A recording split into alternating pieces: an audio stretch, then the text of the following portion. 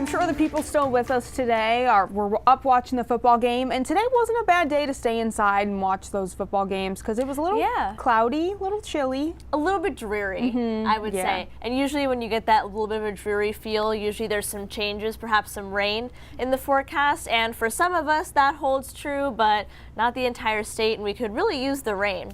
So a couple things that we're going to look at in the week ahead. So the first thing we're going to cover is the nor'easter that's going to clip southwestern Maine tonight and into the day tomorrow. And then overall, we're going to see below average temperatures for much of the 7-day forecast. And in general, the forecast is a bit unsettled and therefore cloudier because of it. So here's what we're looking at right now. Some of the far northernmost bands of rain here, the precipitation isn't actually hitting the ground. The atmosphere is a little bit too dry because of an area of high pressure to our north. But just to our south, you can see some of those darker greens and yellow colors. So we do have some rain moving into areas of southern Maine and southern New Hampshire, but the precipitation shield is not going to move very far north, and much of the state will actually remain dry.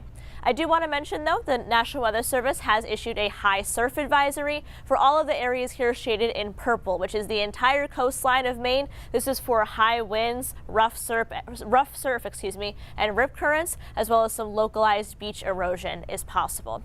So overnight tonight, we'll continue to see a little bit of precip in some of those areas, especially, again, southern New Hampshire and southern Maine. And then during the day, Monday, we'll see on and off showers. And in areas of far northern and eastern Maine, it'll actually be a fairly nice day. It'll be a bit on the cool side. High temperatures will be in the upper 50s to low 60s. But in those areas, you might even get a couple of peaks of sunshine. But areas of southwestern Maine, a lot of cloud cover, again, and those on and off showers. Some of those showers may linger into early Tuesday morning, but we will start to see some more clearing as we go into the second half of the day. A disturbance does move through later in the day on Tuesday, which might have an isolated shower associated with it, but most of us will remain dry there, which means we enter into a different air mass for Wednesday and Thursday particularly, which is going to make things a good bit chillier and pretty windy as well. So a good bit of cloud cover hanging around during the day Wednesday and a bit colder. So how much rainfall do we end up getting from this nor'easter? The answer is really not that much. Most places across the state will see a trace, if any, precipitation. Again, best chance of seeing a little bit more areas of southern and western Maine and southern New Hampshire.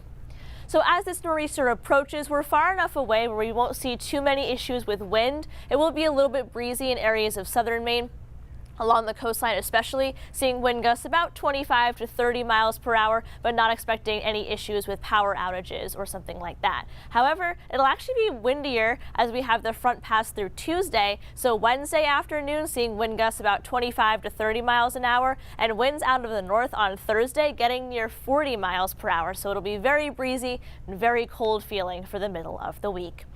Marine forecast sees 4 to 7 feet. Now we have that gale warning in effect. Ocean temperature right now is 56. So here's a look at that 7-day forecast.